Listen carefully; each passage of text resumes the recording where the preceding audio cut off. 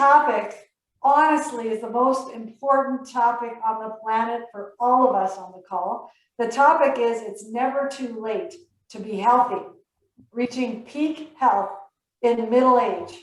And we're very fortunate to have Kevin Brady, who is the author of his new book that's called It's Never Too Late to Be Healthy, which is full of very practical insights for all of us. Now, Kev, I remember when I read your book as one of the pre-reads, I said, what does middle age mean? Like, I'm 55, I'm going to 110. Am I middle age, or am I younger than that, or what? I don't know.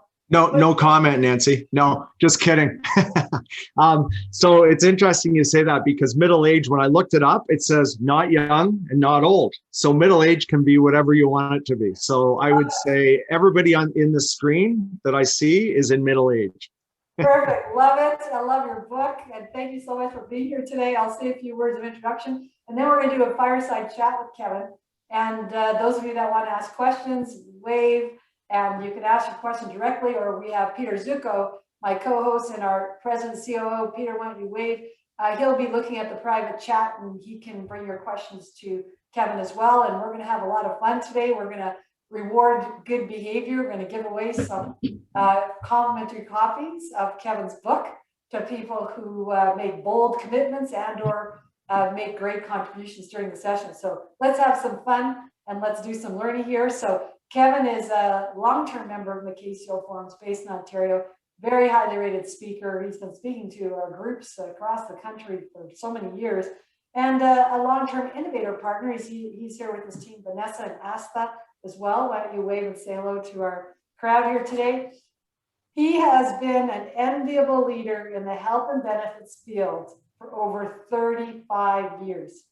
And he holds a senior executive position within NFP, which is one of Canada's largest insurance companies. A few years ago, when he saw a need to help companies and employees with personalized health solutions, he founded Advica Health. And I have Advica Health on speed dial. It is an organization that all of you need to know about, because literally, and I'm so grateful to the Advica Health team for supporting so many of our members navigate through their difficult health challenges. So since then, Advica Health has been helping companies and individuals navigate the very best health solutions, both locally and in the world. Ladies and gentlemen, please give a warm welcome to Kevin Brady. Thank you so much, Kevin, for joining us here today. Thank you. Kevin, why don't we start by just talking about, why did you decide to write this book? You've written other books and you blog and you do a lot of writing, but this book in particular, why did you decide to write it?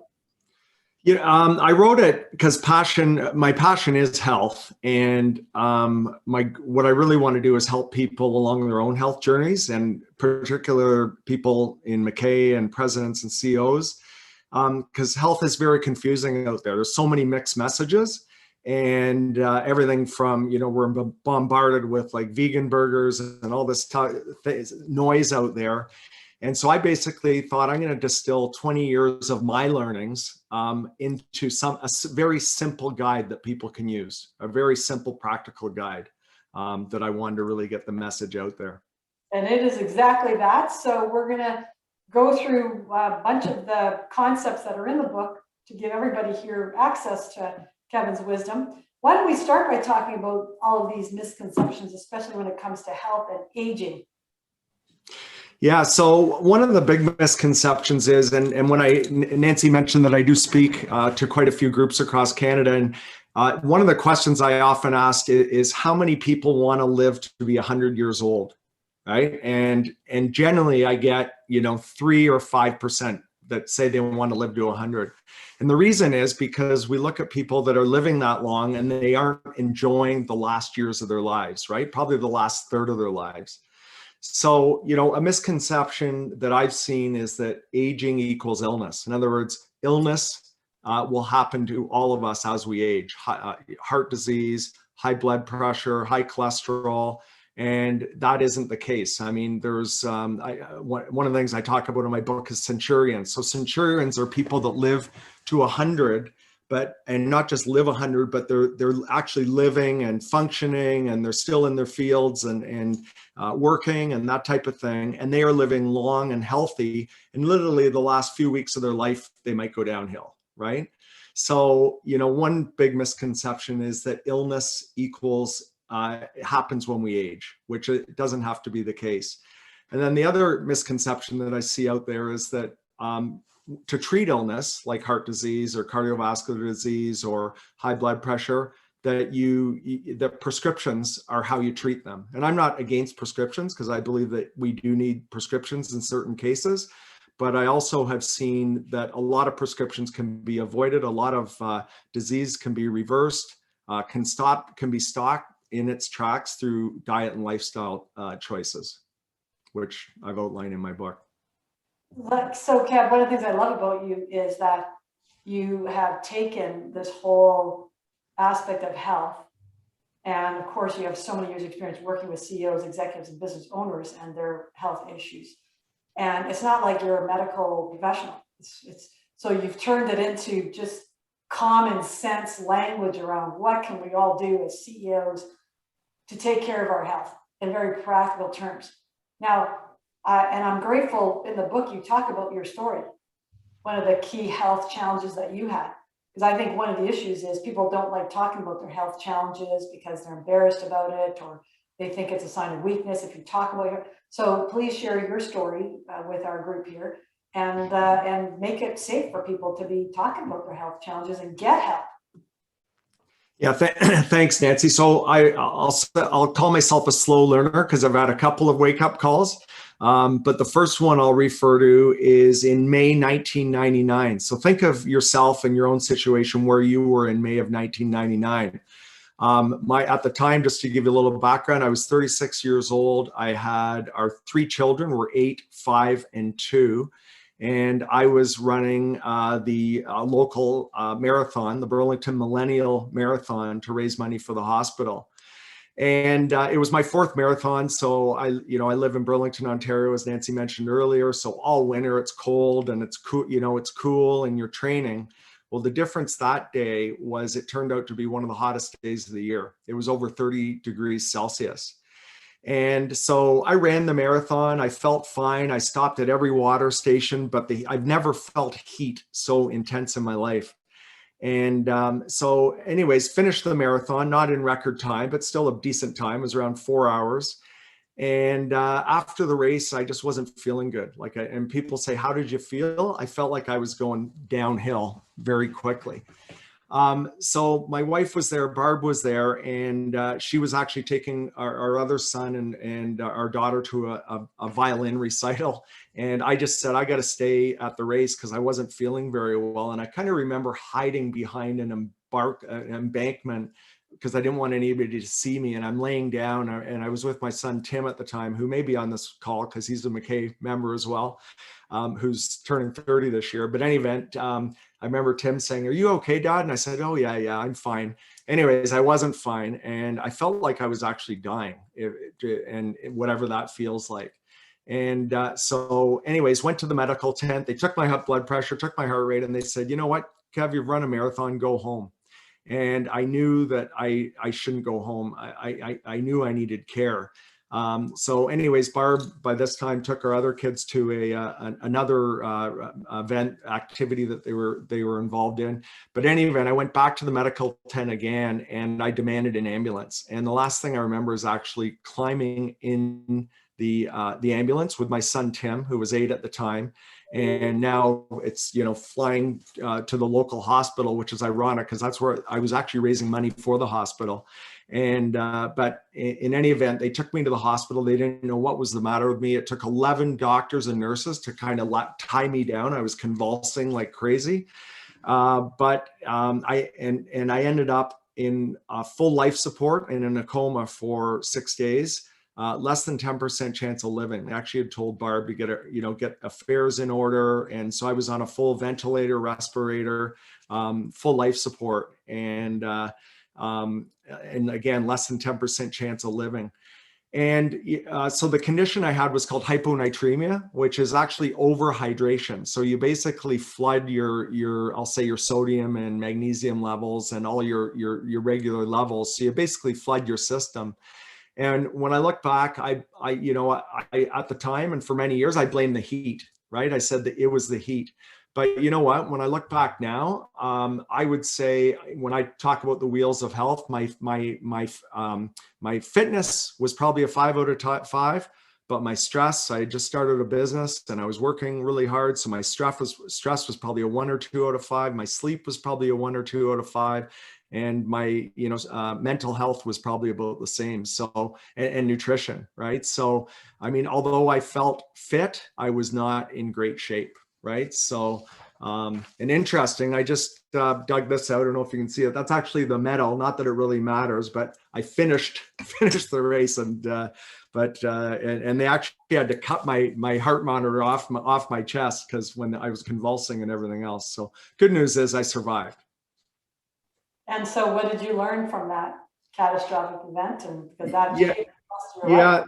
yeah. The biggest thing was that I wasn't. I was fit, but I wasn't healthy.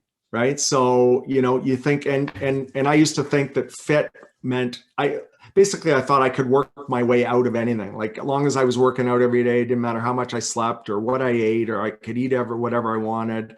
My sleep didn't matter. My mindfulness didn't matter. And I realized I only had one wheel that was in balance, right? And that was my fitness, and the others were totally out of balance. So, and because this is interesting, because we read a lot about people that have heart attacks and near-death experiences, and then 2 years later they've gone back to completely what they used to do. They don't actually change their habits. And you're the opposite. You took charge of your health, and now you want to support other people on their health journeys. What about, and more recently, you had another health incident? Yeah, so it's interesting your comments, because I actually didn't take hold of my health right then, because I thought it was the heat. I kind of blamed the heat, and our kids are growing, and I'm growing a brand new business that I had started. And I would go for my executive medical every year. So in 2009, so basically 10 years after the marathon experience, I go for my executive medical, as I would go every year, and do all my tests. And I figured they'd all come back great again. Well, the doc calls me in and he says, Kev, you've got high cholesterol, high blood pressure, you're pre-diabetic, and you're 45 to 50 pounds overweight. So I'm going to put you on some prescriptions, on some meds. And I kind of looked at him and said, meds? Like, I've never been on a med type of thing. And so he took out a chart and he showed me my progression over the years. And he said, this is the progression you're on. And he says, Kev, you're getting older. He says, you're with age, this is a normal thing, right? And so I kind of fought him on it, and I said, you know what, give me a month, right? And he kind of looked at me. Actually, I said, give me 3 months. And he said, why? And I said, because I'm going to change things, and hopefully I can turn things around so I don't go on any scripts, because it's against my values to do that. And so, any event, he said, okay, I'll give you some time. But he says, 3 months from now, we're going to test you, and you've got to promise me that if they're still going in the same direction, that you're going to go on prescriptions.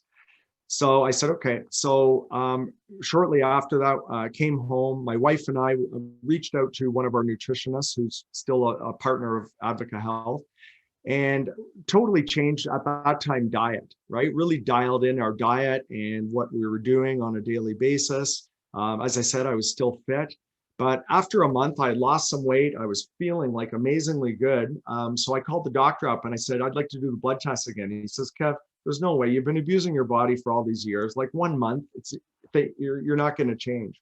Well, you know what? I got my blood test. The next week, he called me up and he said, Kev, he says, he just said, you're my star patient. And I didn't even know who it was. And I thought, and he said, it's Dr. Randy. He said, in 1 month, all your blood levels, all your markers have come down, and not just to an average level, they're actually below average, right? And what it taught me is just how quickly the body can heal. Like, our bodies want to heal. They want to be well, right? And that it proved to me like how quick, like in a month, just by paying attention to some diet changes in diet, totally got my blood levels I'll say in line. And I'll say since then, I've never really looked back. So since then, and one of the concepts I talk about in my book is baby steps, because I continually take little steps just to continue. I want to be one of these people like a centurion, and I know, Nancy, you do too, and probably other people do. If live to 100, but be healthy and still hiking and still active and engaged and everything else, right? Absolutely. Well, and I'm glad that you talk about the annual health check, because I can say this, that there's so many people, members in our groups that are like, oh, well, it's COVID and I just skipped it for this year. Or didn't have time for it. And I'm like, you know what, if there's ever a year where we need to take care of our health, it is like now, as we get into second year of COVID here as Canadians. I know other parts of the world are opening up quicker than we are. We just have to make that commitment to our health. So, so since then you're on it, you're just making those small steps, and love the idea of these baby steps. Every time I read your book or listen to you or listen to or read one of your blogs, there's one step I can take. Love it. Now, let's talk a little bit about this wheel of health that you've come up with to simplify for all of us, no kidding, your views on the core elements of what we need to do.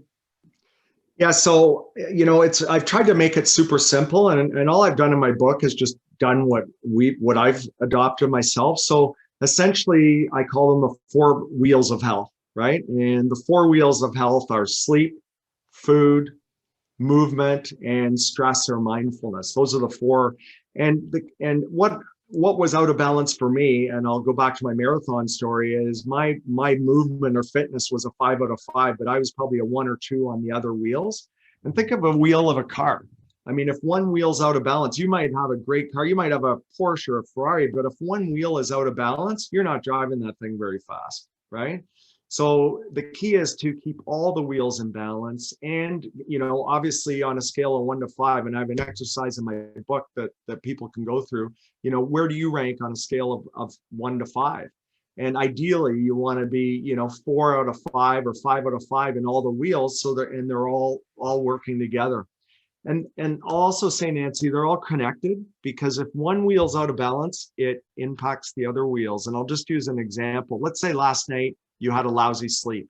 And by the way, that's the number one issue I hear from executives is sleep issues. But let's say last night you had a lousy sleep. Well, then today you probably would avoid your workout, right? Or if you did work out, you probably shouldn't have, because now you're taxing your system, right?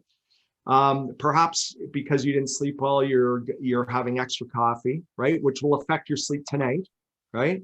And perhaps you're reaching for not the healthiest foods because of you didn't have a great sleep, right? So again, the whole idea is to keep all the 4 wheels in balance and all at a fairly high level. And I'll say, the goal would be 4 to 5 out of 5 on each of the wheels. And we're going to share the wheel of health with everyone as we have it in the chat, so people want to do their own self-assessment of the wheel of health. They can do that, Eric. Someone can confirm? Yep, I sure can. Yeah, I'll share the PDF. And Kevin, did you want to share that the poll question yet? Yeah, so the poll question I'd like everybody to ask, especially with COVID, and I'd like everybody just to weigh in here. But in the last year, which wheel of health do you feel has been impacted the most in your life, right? And that's eating, whether it's food, whether it's exercise, whether it's mindfulness or stress or sleep. So everybody can vote, and Eric, maybe you can give me the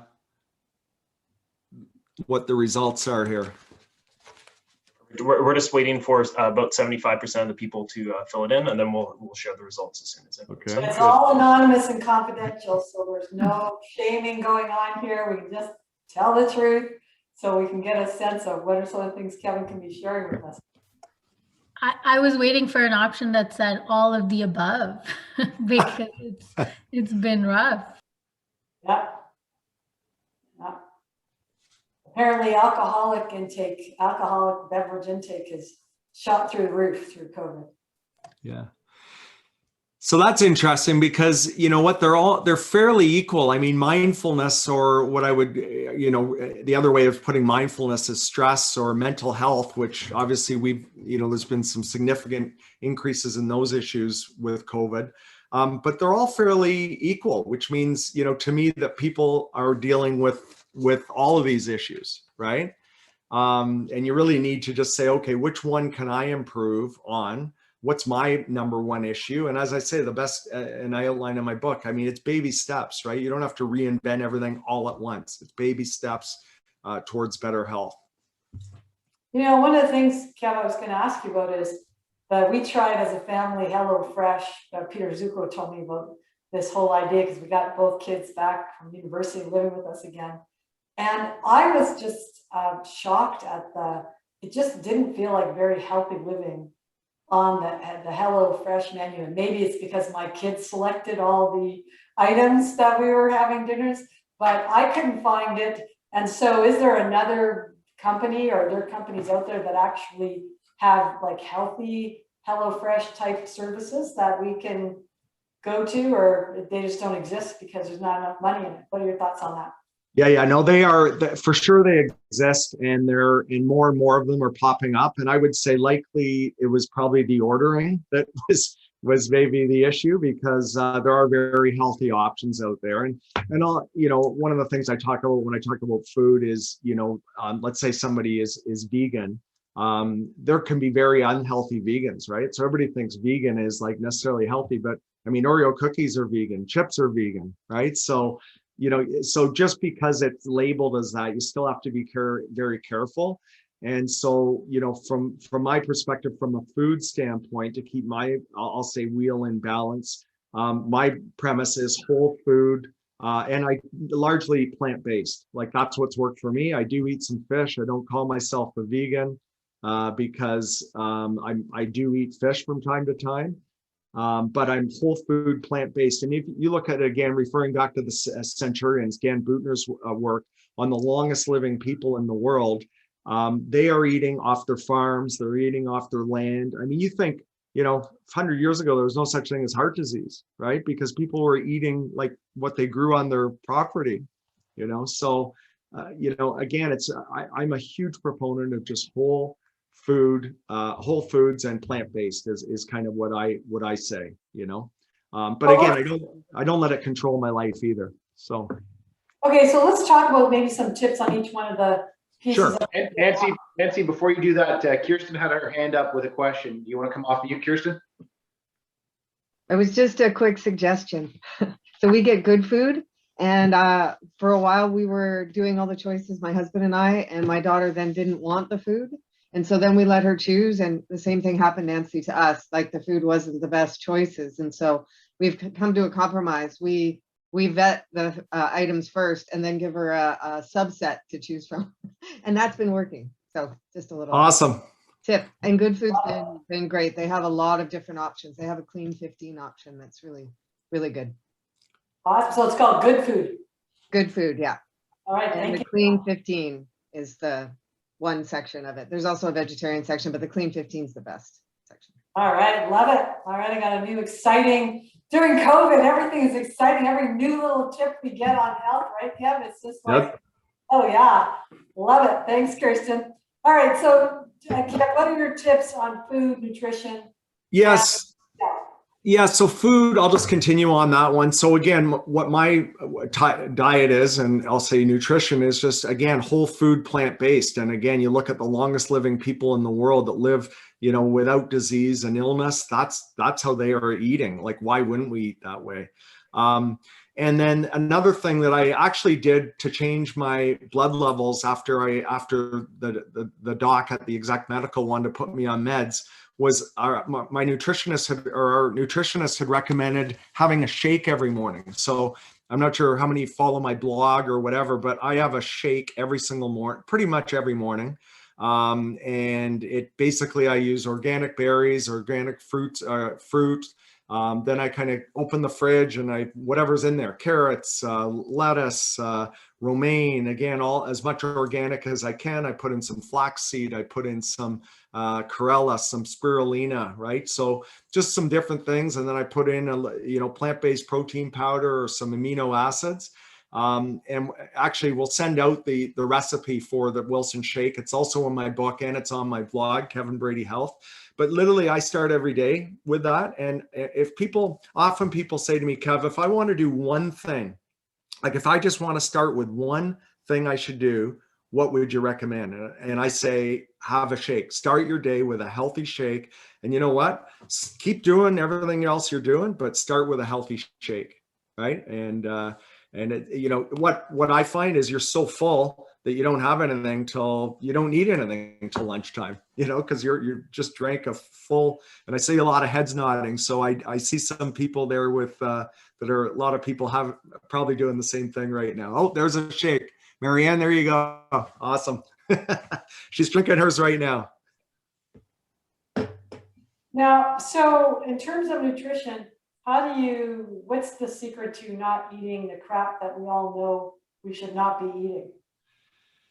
So, I mean, we're very careful. We just buy produce. Like generally we go to the grocery store and we kind of, you've heard the thing of the outside aisle. So, we buy mainly produce. We cook produce. We cook, chia, quinoa, rice, but just tons of produce, tons of vegetables. And I'm going to call a spade a spade. It's not like we live that way 100% of the time, right? So another concept that's in my book that I'm a proponent of is what I believe in is anti-restriction. Like the reason diets don't work is because they restrict you, right? That's why there's a new diet book every day, every week, because and people go on it and it's like grueling and it's painful, right? And then after kind of a month, they go, oh, I've lost some weight, so now I'll go back to my old way, and all of a sudden they're back up again, right?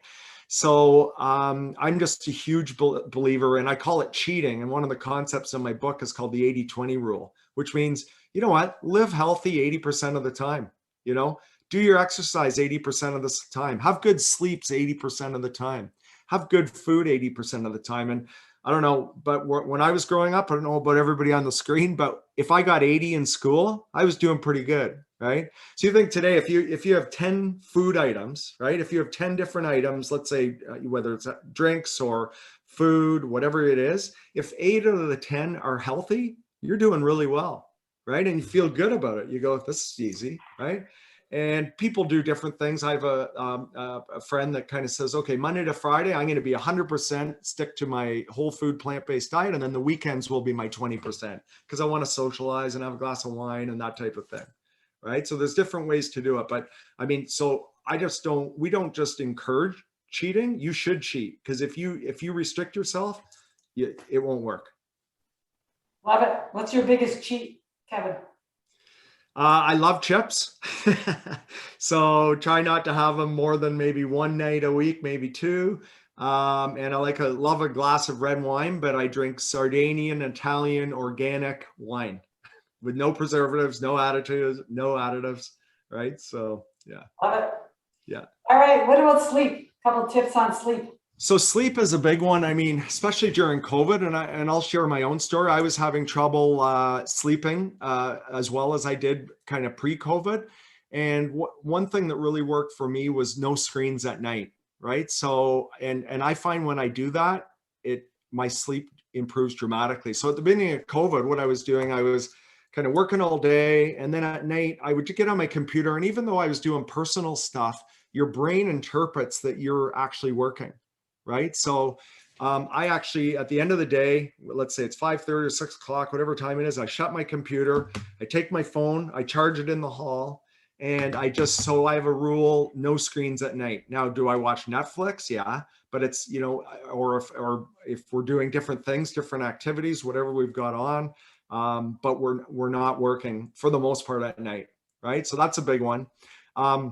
The other thing for sleep is a bedtime routine. So I find when I do the same things every night, and it's outlined in my book what I do, if I have my nighty-night tea and I have my magnesium and I kind of read just before I go to sleep, and then I kind of do my positive focus for the day and appreciation for the day, I just drift off into a nice sleep and have a great sleep for the night. Right. So, yeah.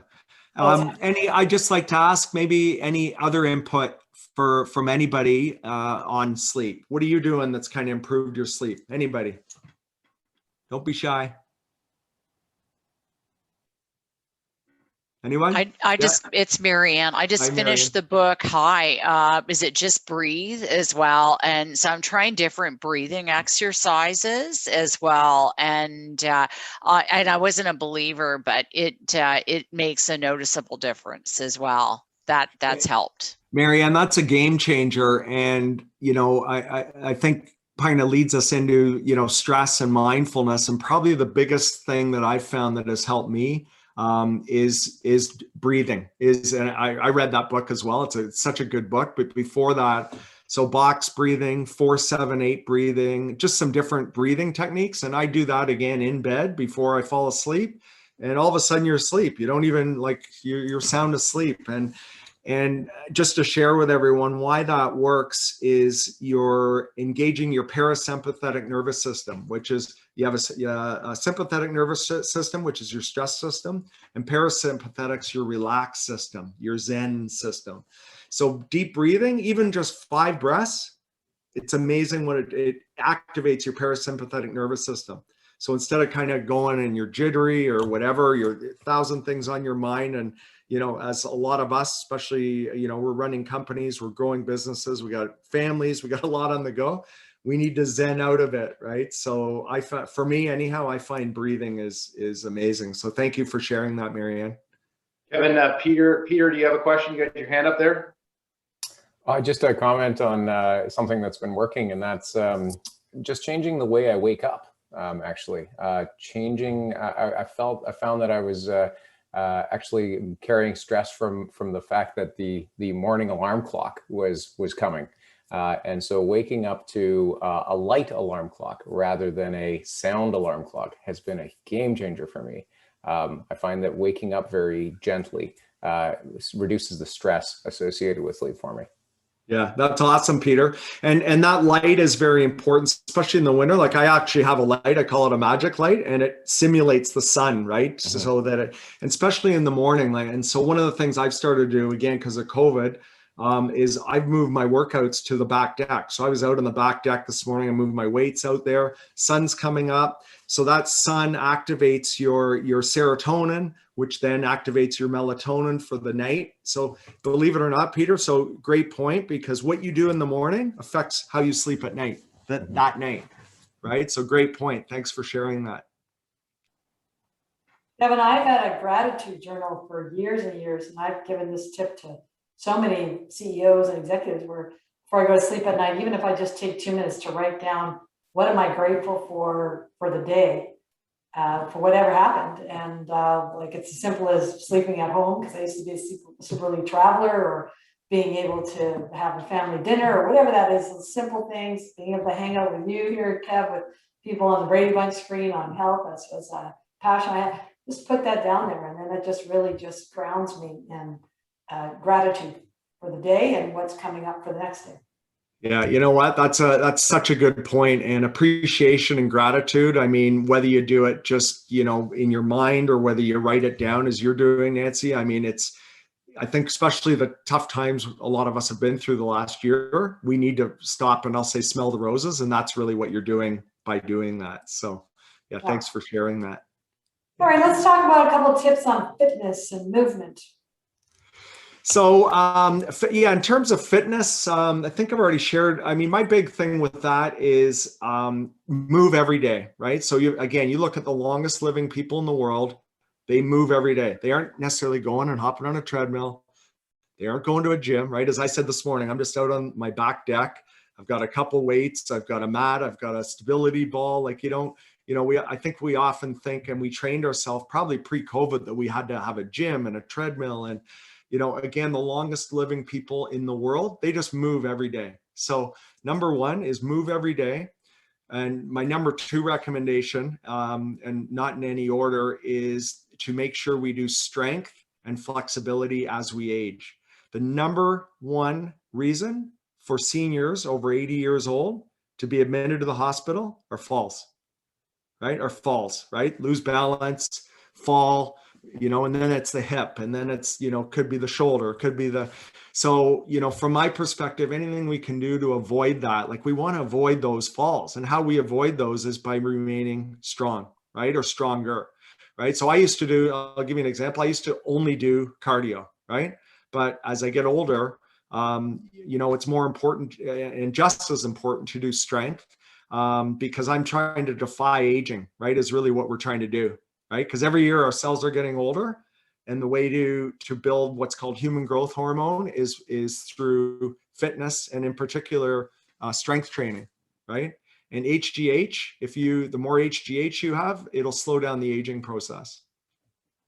Well, and that's my least favorite, is doing the weights and all of that. So I have a personal trainer 3 times a week that forces me to do all the things I'm meant to be doing. And I've had so many of our members say, I don't need a personal trainer. I can do it myself. Like, why do I need a personal trainer? And I'm going, I don't feel that as a weakness. The fact that I'm self-aware enough to know that if I didn't have someone telling me to get those weights and do it, I wouldn't do it. And I know that if I don't do it, it's not serving me. And so it's like, seriously, I think whatever works. Like, if Yeah, exactly. If you're personally motivated, great. I mean, we hook up a lot of our members with fitness coaches, with personal training, even virtual personal training, right? So it's whatever, Nancy, you hit it. It's whatever works, right? Yeah, we just got to get people moving. And Yeah. stand-up desks. I got this stand-up desk, I don't know, like 10 years ago. And literally my energy level, just because I'm standing all day long, is just through the roof. So I think it's also not sitting down so much, right, Kat? You were ahead of your time. If you got a standing desk 10 years ago, that's good. Well, I mean, isn't it all about that? Like, because we sit too much. We're sitting all the Yeah, time. for sure. Yeah, 100%. Yeah, for sure. All right, let's talk about mindfulness. Some people think that's woo-woo and mindfulness meditation, but your book says it all. So yeah. So the big one, I already talked about breathing, so I won't reiterate that. But I would just say, put some breathing into your daily routine. Like, don't do it once in a while. Do it every day. Like, do it every night before you go to sleep, or do it. I find even just before, let's say you're doing a meeting or something. It totally zens you out. And we run a lot of workshops. And one of the things that Vanessa, our marketing VP, does is takes us through a very quick breathing exercise. And it's amazing. Right away, everybody's just kind of chilled and relaxed. And as I say, you don't need to do a lot of it. Even 5 breaths will help. And then the other thing that I exercise in terms of mindfulness, and I call it my mantra. And my mantra is what I go through in my mind. And I do this a few times a day. I usually do it when I work out, or sometimes when I'm just before I go to sleep. But the first is be in the present. Okay. Like, so this morning, while I'm out on the deck, I'm hearing like birds and doves from, like, I don't know, 2 miles away, and maybe some trot. Like, it's amazing when you actually put on your be present hat, how present you can be. The second, Nancy, relates to what you talked about, and that's gratitude. So what do I appreciate at that day or that point in my life? Like, is, my family? Is it my friends? Is it where I am? Is it my appreciating what I'm doing right here to try to help people with health, whatever it is? The third mantra I do is it's love. So who do I love in my life? My family. I think about my parents. I think about people that are deceased before me. And I also use it as a point to pray for anybody that maybe is suffering some health issues right now. And unfortunately, every day there seems to be people, probably because we're in the health business as well, but I mean, it's all around us. And then the last one, part of my mantra that I really believe in, is the future is bright. Like, because we all focus on the past and we focus on the present, but we need to focus on the future. And the future, I think too many people don't look at the future. Like I look at, and I'll use my age, I'm almost 60. A lot of people I know are, I'll say, winding down there, which nothing wrong with that, but it's almost like, okay, the next 20 or 30 years of my life aren't going to be any good. I personally go, the next 25 years of my life are going to be the best 25 years of my life, right? You've got all this knowledge, you've learned a lot of things, you're, assuming we're healthy, then why wouldn't the next 25 years be the best of your life, right? So again, future is bright. So that's my mantra that I go through. And I do it generally when I work out or in bed at night. Love it. Okay, why don't we talk a little bit about how can people track their progress? So if people want to get on the journey and start these baby steps and practical tips, how can they get started and then actually celebrate their wins? Yeah, that's a great point. So I think, Eric, someone's going to share a link. But basically what I do is it's a log, and I'll show you a picture in my book, but basically it's those 4 wheels, right? And so every night before I go to bed, so I do that, then I read. Remember I talked about my routine. So I write this. What did I do to eat? What eating, exercise, sleep, mindfulness, and then reflection on the day. And then what's my plan for tomorrow? So, I'm not going to sit here and say I'm perfect every day. There's days, as I told you, I have my chips and have a glass of wine, or I have, then what it is, it's a mental reminder to go, okay, tomorrow I'm going to be more mindful of something. And let's say I didn't work out for 2 or 3 days, right? Which rarely happens, but let's say it does.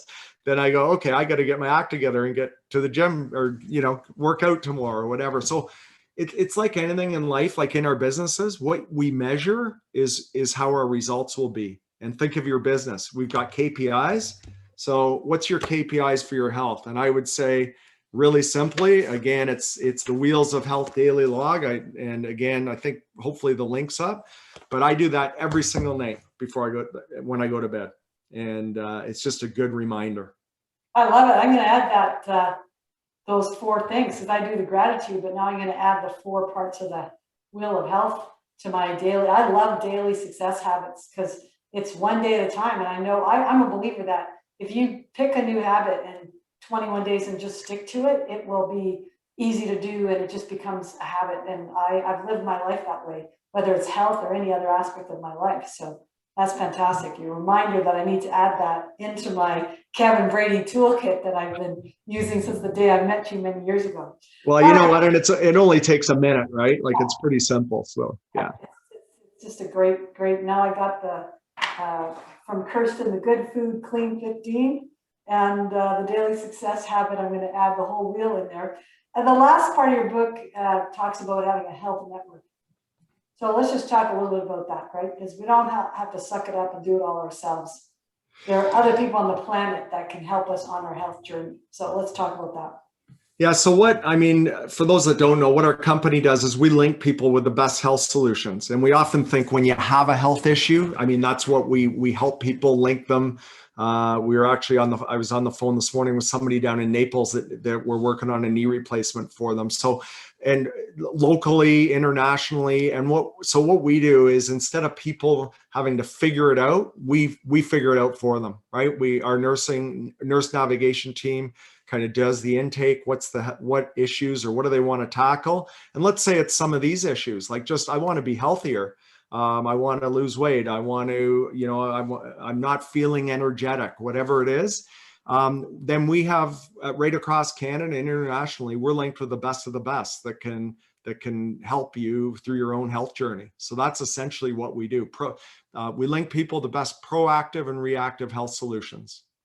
Now, do we have like a hotline for our Mackay community, or we talked a little bit about this, that might be helpful for people that have follow-up questions or want some support on their health? Yeah. So in the end, or at the end, we'll just do a link, and please, anybody that wants any help, please feel free to reach out to Asta or Vanessa or myself, but be pleased to help in any way that we can. And yeah, one of the things we are working on is a hotline for Mackay, because we do have a lot of Mackay members that are Advica members, right? So, and I know, Nancy, you always say you have us on speed dial, so you've got your own hotline. Exactly. Well, yeah, because I've had my own health issues, and I almost went blind, and Advica was there on my speed dial, giving me all the advice and getting me the world-class experts. And Paul DeBoard, who's now retired, who rescued my eyesight, was through you guys giving me that fast access to specialists. And I can go on and on about so many of our members and my family, and how it's like when you know that you have people, and this is quite a unique, innovative offering for Canadians. There's no other company like this that provides this literally 24/7 speed dial access to health professionals. So I really encourage people to get connected to Advica.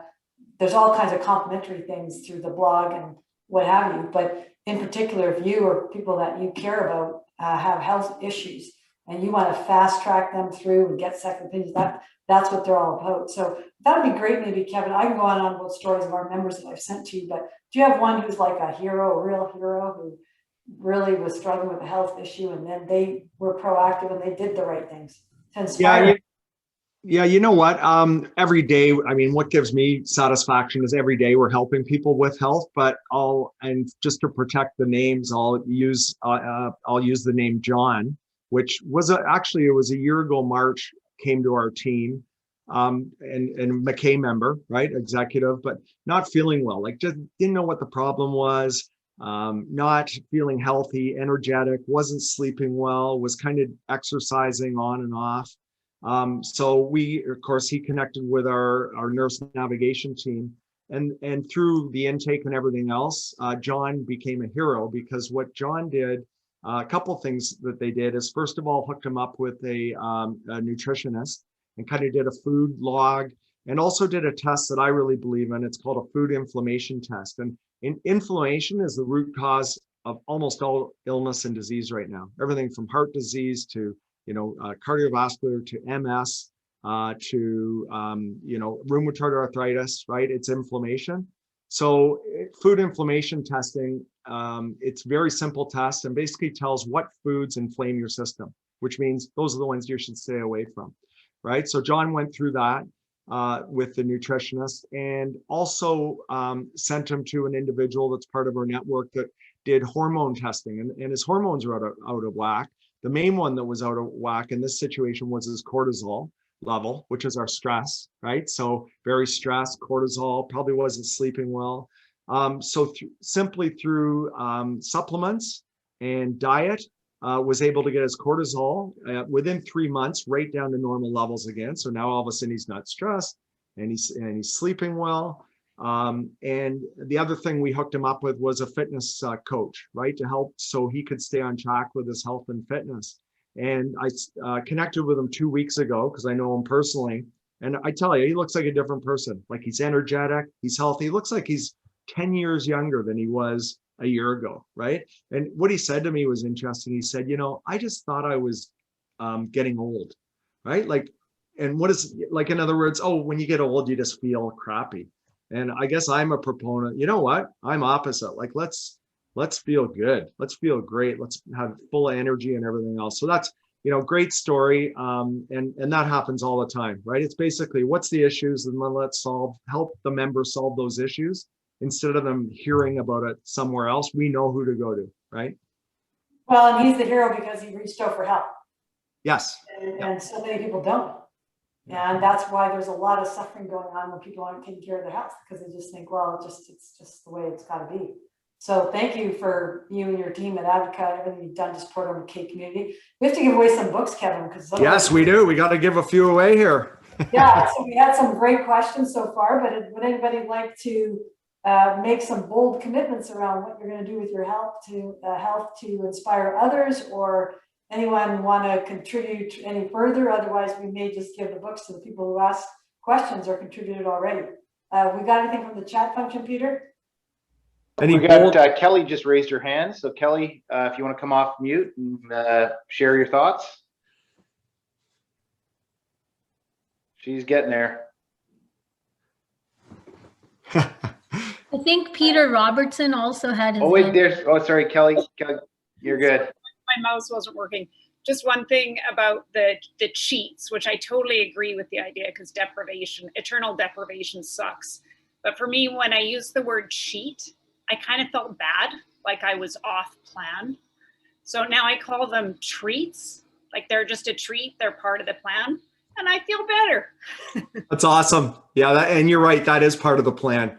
And and that's in my book. I actually refer to it more as the 80-20 rule, right? Yeah. So yeah, thanks, Kelly, for sharing that. There's a book.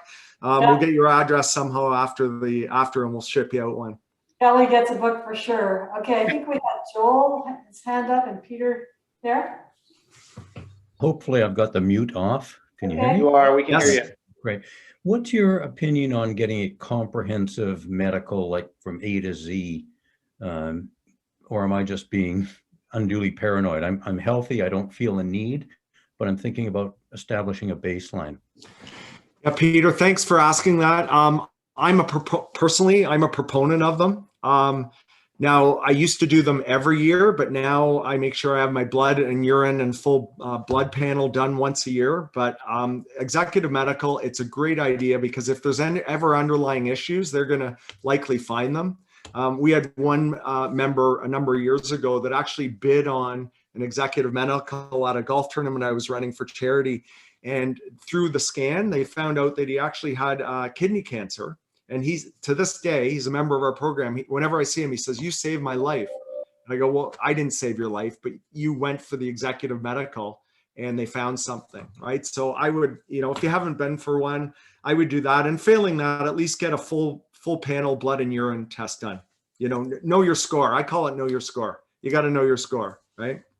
Okay, and Joel's got this question. I think that deserves a book as well. Yeah, that's a book. Peter, you got a book. Joel might be the last book, unless we want to. Can you hear me okay? Yeah. So Kevin knows me very well. I spoke to him a couple of weeks ago what I'm doing, and I agree 100% on what he's doing with the 4 wheels, etc. I'm 75 years of age. I quit the place where I worked for 38 years, started all over again 4 months ago, literally started my career 4 months ago. And I talked to Kevin a couple of weeks ago because I am in the process of writing a book. So I agree with you that the next 25 years are great, and I'm looking forward to getting to that 100 mark. Awesome, Joel. Good job. Good job. Thanks for sharing. Thank you very much. Kirsten has her hand up. Kirsten, you want to come off mute? Sure. I was going to offer something and then ask a question. So for sleep, one thing that I've done that's worked really well is I got a weighted blanket. Ever since I've got that, I don't remember falling asleep. I don't remember anything. I just drift off. But my question sort of is along those lines. I'm a little worried I'm sleeping too deeply because stuff goes on. I'll wake up in the morning. My husband will say, did you hear that? Or did you hear the sirens? Or did you, I was up at 3 and I'm like, nothing. Like I didn't hear any of it, none of it. And I wonder, should I be worried on the other end of that? Because I sleep maybe too well. I don't know. Kristen, thanks for sharing. And I bet everybody on this call would love to have the problem that you're having right now. And that weighted blanket's a great idea. Another one is just a grounding mat that goes under and you can control the temperature of it as well, because our bodies go into deep sleep, the cooler the temperature. So that's another great idea as well. In terms of sleeping too much or too deeply, I mean, there's measuring devices. Like I use one called a Whoop. And every morning it tells me my REM sleep, my deep sleep, and there's also an Aura ring that does the same thing. But again, you're tracking, so you know where you're at. So I would look at that. And I mean, we basically want to have 5 sleep cycles a night. So we want to have 5 cycles where we're going into deep and REM sleep during a night. And that is sufficient sleep. If you're sleeping more than that, I'm not a doctor, but you might want to get just look at your hormone levels or blood levels or whatever. Because, you never know. It could be low iron or, I'm just throwing out things here. But having said that, I think everybody on this call would love to have your problem, including me. Okay, that's a book for Kirsten. And we have our wrap up here. First of all, let's give Kevin a big round of applause. Thank you so much, Kevin, for sharing your insights. And then for people that are serious and want to take their health to the next level, you guys do all kinds of small group workshops. What's coming up in case people want to sign up? Yeah, so thanks, Nancy. Yeah, we are having a special workshop just on this, and we're diving more into what I talked about today, and it's going to be limited people. I've already had a number of people since I put the book out want workshops, so we actually already have people enrolled, and we're going to limit how many people can be in each one because we want it to be up close and personal. But the next one we're doing is May 19th from 1 till 2 o'clock. Okay, so if anybody kind of wants to dive in, today we have, let's say 100 people on the call. This will be, as I say, a small group, and we'll dive into more of these concepts that I touched on today. And so if you're looking to amp up your health and your wheels of health, then I would suggest you look at that. And we will be having others as well. The other thing is, as I said, reach out to me if you want any help with anything. We also have a special discount for all Mackay members. So all Mackay members get our monthly Advica rate at 20% off for their whole family. So instead of $119, it's $99 a month. And I've also had a number of people order bulk orders. So if you do read the book or you order it, you can go on Amazon right now and order it. You'll have it in a few days. or less than a week. But if you want bulk orders, anything over 10, we do have bulk pricing because. And it's going to charity, right, Kevin? Yeah, thanks for sharing that. Yeah, the proceeds are going to send kids to YMCA camps that otherwise can't afford it, because YMCA's played a big role in, I'll say, my life and our family's life over the years. Yeah. Right, very generous offers for our Mackay community. Thank you so much to the whole advocate team for creating a sense of urgency for health mastery for our Mackay community. Thank you to everyone who joined us here today. We have Craig Wright, RBC Chief Economist this week. We've got a special session for family businesses. So hope to see you on the Brady Bunch screen again this week. Thank you again.